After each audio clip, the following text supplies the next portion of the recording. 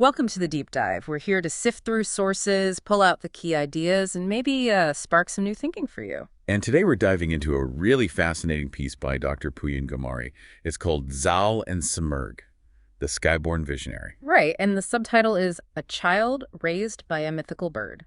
That gives you a clue. It really does. We're looking at this ancient Persian story about Zal. He's born with this very striking silver white hair.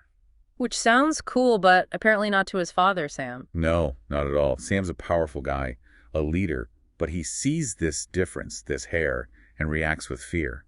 He actually abandons the baby. Just leaves him. Where? On Mount Alborz. Ah. Pretty desolate, yeah. It's a harsh start. Definitely sounds harsh, but that's not the end of the story, is it? That's kind of where the main part begins. Exactly, because that's where the Simurgh finds him, this legendary bird. And she's not just any bird, according to the source. It says she's formed of wisdom, timeless memory, and the ethereal intelligence of realms untouched by man.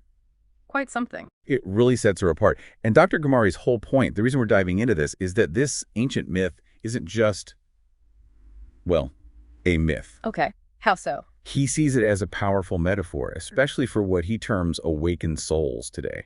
You know, people who feel like they just don't quite fit the mold. Right, the outsiders, the ones who feel different. So this old story speaks to that feeling. That's the idea. Yeah. So today, we're going to try and, unpack that, look at the symbols, the rejection, the growth. And how it connects to feeling like an outsider in our world right now. Precisely. Why does this story still hit home? Let's get into it. Okay, so starting with that rejection. Sam, the father, the warrior, he rejects his son just based on appearance. Yeah, that silver white hair. It really highlights this almost primal fear of difference, doesn't it? Instead of love, it's fear. He just casts him out. It says a lot about pressure to conform, even way back then. Definitely. And then into that bleak situation flies Simurgh. This amazing bird. Not a predator, which you might expect. No, she's described almost like a cosmic force, made of wisdom, memory, intelligence beyond the human realm. So her taking Zal isn't just random kindness. It feels much more significant in the telling, like it's part of a larger plan, a prophecy even. Mm-hmm. She sees something in him. Okay, so that's the central metaphor starting right there. Rejection by the normal world. Becomes the very thing that leads to this unique, profound growth, guided by something extraordinary, something beyond the usual. It's a powerful theme. Why do you think that idea growth through hardship or rejection shows up so often in stories? That's a great question. And it leads right into Dr. Ghamari's connection to today. He talks about our society feeling like a kind of... like a matrix-like reality. I remember reading that part. Exactly. A system that often rewards fitting in and can make people who think differently feel, well, marginalized. Yeah, you can see how that pressure works. So how does Simurgh fit into that picture, the modern one? Well, Dr. Ghamari reframes her. She's not just a bird on a mountain anymore. She becomes a symbol for maybe a deeper pattern. A pattern. Like in the universe. Sort of. Something you might sense when you disconnect from all the noise, the constant demands, the societal expectations. Find some silence. Okay, so stepping back allows you to perceive something else, like an underlying intelligence. That's the idea. Maybe a quiet kind of wisdom, not a loud command. Have you ever had that feeling? Yeah. Stepping away and suddenly seeing things clearer? I think most people have, yeah. And the examples Dr. Ghamari gives are quite concrete, actually. Yeah, they're relatable, like how a strange dream might suddenly give you a new angle on a problem you've been stuck on. Or meeting someone, maybe a mentor figure, who just shakes up your whole worldview, pushes you. Right, or even stumbling on an old book, or, like he mentions, maybe even seeing something in code or AI or ancient poetry. That just clicks, suddenly makes things make sense on a deeper level. Exactly. Those moments of resonance, unexpected connections that shift your perspective. And Dr. Ghamari says these Simurgh moments, they can change how you see yourself, right? Totally. Yeah. They can shift that feeling of being, broken or out of sync. Into feeling like you're actually meant to be different. Chosen, even. Yes, exactly that. Chosen for a unique path or purpose. It changes the whole narrative from being a victim to, well, having a destiny. Okay, so Zal has this unique upbringing with Simurgh.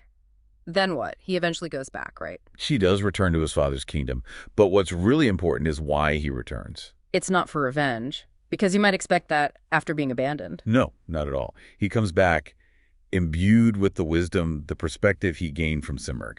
He's not looking to settle scores. So he's transformed. And how does the kingdom react, the place that rejected him? They see the change. They recognize his value now, not just his appearance. There's a shift from rejection to reverence almost. And that's where Rudabeh comes in. Yes, he falls in love with Rudabeh, who's described as a powerful woman herself. And their son is Rostam. The great hero of Persian legend. The very one. So it reinforces this idea. Yeah. The exile wasn't an end. It was a crucial part of his evolution. And maybe the kingdom's too. That makes sense. Now, the next part gets kind of futuristic. Dr. Ghamari talks about surveillance, control. Yeah, he projects this forward. Paints this picture where minds are mapped, behaviors predicted, dreams monetized. It sounds unsettlingly familiar, actually. Some of those trends feel very current. They do. And he argues even in that kind of controlled future, you'll still have the Zals, people who just don't conform. Whose minds don't fit the algorithm. Exactly. Right. And you'll likely still have the systems, maybe, that try to exclude or control them. But here's the hopeful bit, right? Simurgh still exists. That's his key point. Even then, the Simurs will be there. He calls them things like hidden codes in the universe or fractals of ancient wisdom. Like intelligent anomalies, things Yeah. that support the nonconformists. Precisely. It's a really resilient view. That guidance, that deeper pattern, it doesn't just disappear because technology advances. And what do these future Zals do with their Simurgh guidance? He suggests they reject the programming they're given. They find ways to rewrite it. And ultimately, they plant new code into the broken systems. So they become the solution bringers. They fix things from their unique perspective. Yeah, it's about creative resistance, offering new paradigms when the old ones fail. Resilience, really. And there's a poem included, isn't there, to capture the feeling of it all? Yes. Sefiska. Zal and Simurgh, the voice of the awakened soul. It's provided in Persian and English. And it boils down the symbolism. Beautifully. Alborz, the mountain, represents detachment, getting perspective. The snowy hair is nonconformity. And Simurgh is that divine intervention, the wisdom from beyond. Right. The poem really echoes that idea of spiritual evolution through exile. Exile as an initiation, something that breaks down the ego. Exactly. Breaks the limited self to make space for a higher truth, as Dr. Ghamari puts it. And it repeats that theme. That insight often comes quietly. Yes. Light often comes cloaked in silence. And that maybe rejection, painful as it is, can be the first door to higher consciousness, pushing you to look deeper. it's a challenging idea, but a powerful one. And that final line of the poem really stands out. Oh, definitely. The reborn mind is not a threat. It is the solution. That just flips the script entirely, doesn't it? The different mind isn't the problem, it's the answer. Completely reframes it, which leads perfectly into the final section. This call for 1,000 Zels. Okay, what's the call? Dr. Ghamari suggests we might be in a time where old systems, the matrix systems, are maybe faltering, reaching their limits. Because they're flawed, or just outdated. Perhaps both. And in that potential shift, what's needed isn't more conformity. It's more Zales. Exactly. People who've had those exile experiences gain that unique wisdom and are ready to come back. Not just to fit in, though. No, but to teach, to help rewire things, to create something new. Yeah. Using their unique perspective. So the whole legend becomes like a coded message for today. For the misfits, the visionaries. That's exactly how he frames it. A message saying, your time is coming. Your unique voice, your perspective, it's needed now. And he ends with Simurgh still flying.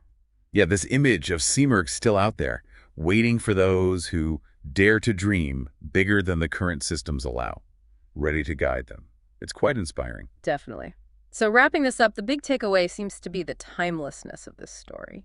Absolutely.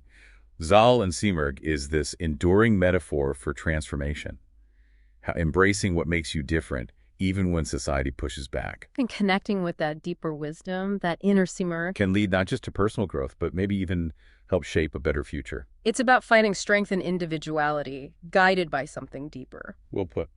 So for everyone listening, here's something to maybe chew on. Think about the Simurghs in your own life.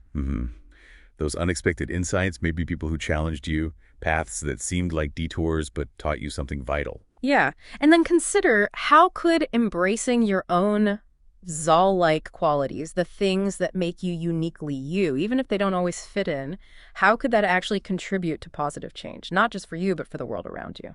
It's a powerful question to sit with. It really is. Thanks for exploring that with us today. This was a great deep dive.